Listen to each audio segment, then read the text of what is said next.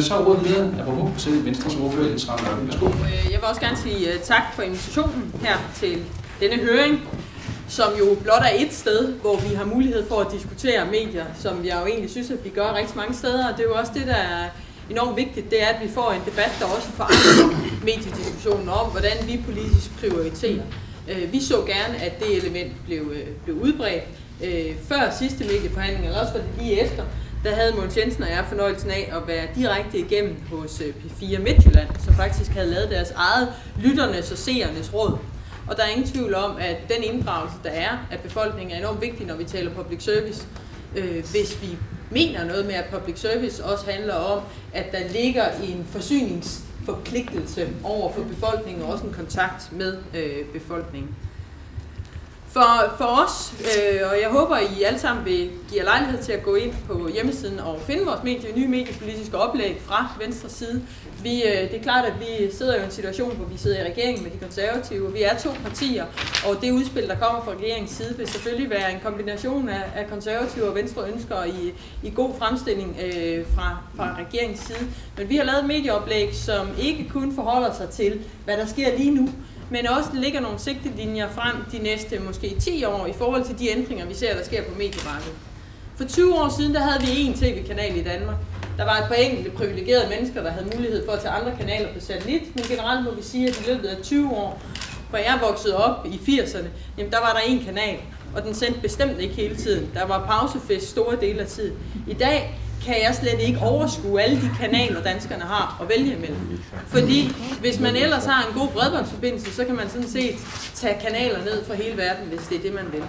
Og det er klart, at den teknologiske udvikling sætter vores medier under pres. Og den gør også, at den lovgivning, vi har på medieområdet, er nødt til at følge med. Ikke bare sådan blindt halse efter, men følge med på en måde, hvor vi også værdipolitisk diskuterer, hvad er det så for nogle værdier på public service området, som vi gerne vil beskytte i en tid, hvor det er så let at få impulser udefra, og hvor globaliseringen selvfølgelig også presser danske medier. Vi synes, det er enormt vigtigt, at vi holder fast i, at Danmark er et lille sprogområde, og det giver nogle forpligtelser for os for politikere til at sikre, at vi har en ordentlig, mangfoldig mediepluralisme, og vi også har nogle stærke public service stationer. Ikke fordi vi skal kæmpe for institutioner for institutionernes skyld, men fordi de institutioner er nogle kulturelle bastioner i vores samfund, som også er med til at skabe en genkendelighed, og som er med til at skabe nogle kulturelle og nogle nationale fællesskaber, som gør, at hvad end det handler om et spændende nyhedsprogram, et spændende dokumentarprogram eller danske dramaproduktioner, så er det stadigvæk noget, vi mødes om som befolkning, og ikke noget, hvor vi ser samfundet fragmentere fuldstændig.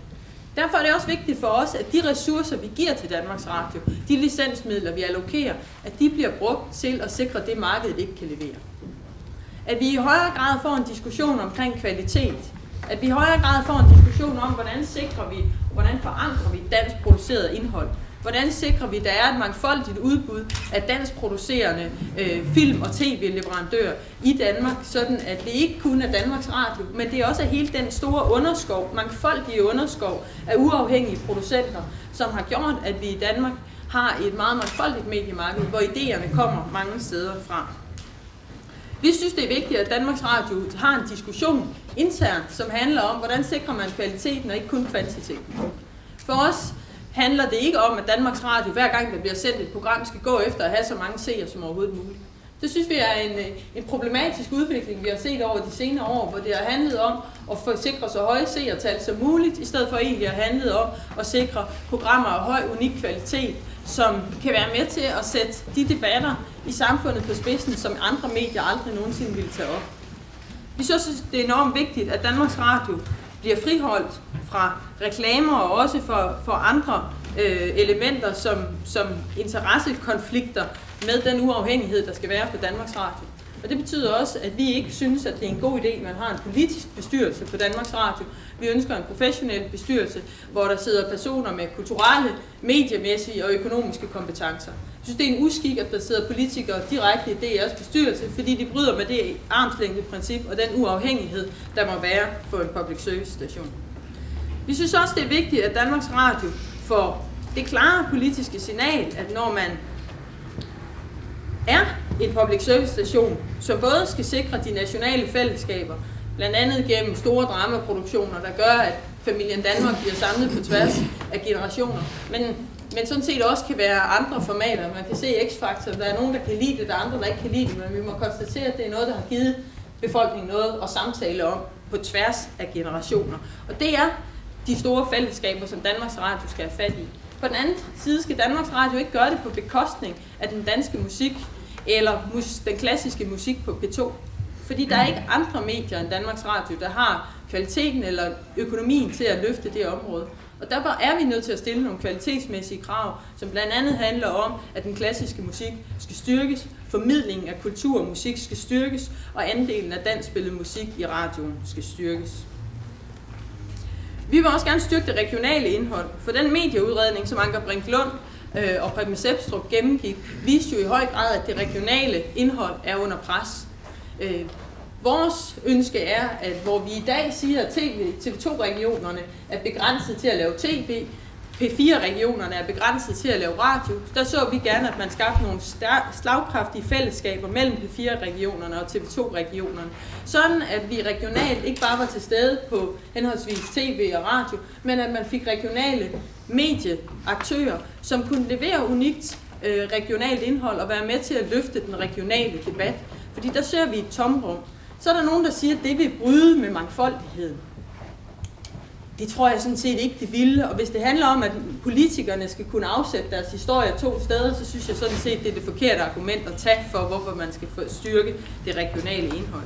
Vi forestiller os, at den regionale aktør skal levere nyheder både til den sendeflade, der er på TV2 i dag, på TV2-regionerne sender, men også levere selvfølgelig indhold på hele P4-sendefladen, men også direkte ind i DR-systemet. Vi ser det her som en mulighed for at give Danmarks Radio en brugsret til de kameraer, som står ude på TV2-regionerne i dag, og på den måde egentlig få flere billeder og få en større forankring landsdækkende, end Danmarks Radio har på nuværende tidspunkt.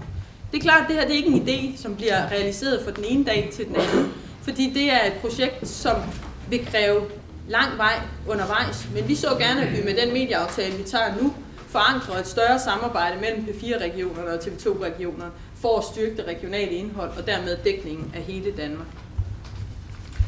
På public service puljeområdet vil vi gerne have udvidet public service puljen.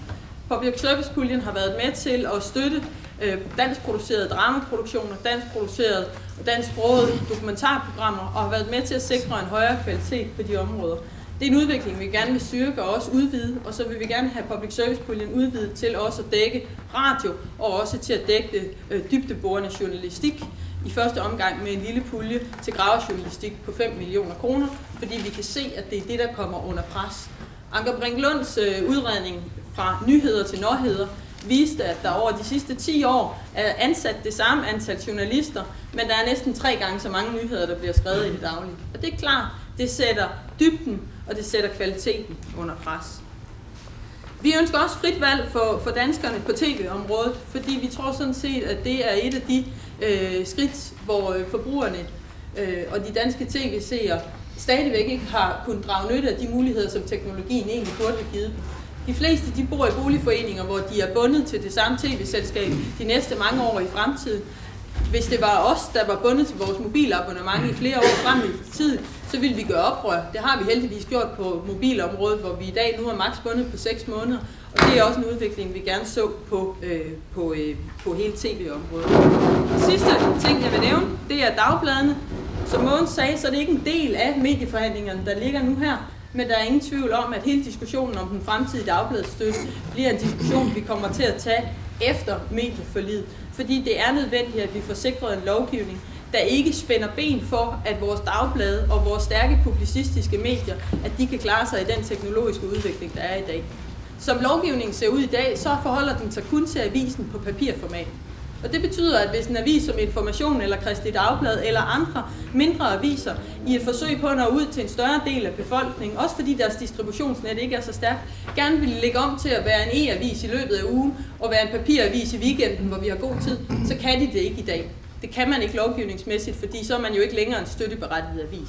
Der er en masse paradoksaliteter i vores lovgivning på dagbladsområdet, som vi simpelthen er nødt til at gå ind og kigge på. Og så er vi også nødt til at gå ind og kigge på, hvordan enkeltstående publicistiske medier får en plads på i vores støtteområde, sådan at vi sikrer, at portaler som Altinget, portaler som som leverer et højt nyhedsniveau, at de ikke udkonkurreres på fuldstændig forskellige vilkår i forhold til den støttemulighed, som vores dagblad får. Så det var sådan lidt kort, og vi kommer ikke til at blive for det hele, fordi der starter snart forhandlinger. Men mange af de her punkter, de rager også længere frem i tiden, end hvad der lige ligger i medieforhandlingerne nu.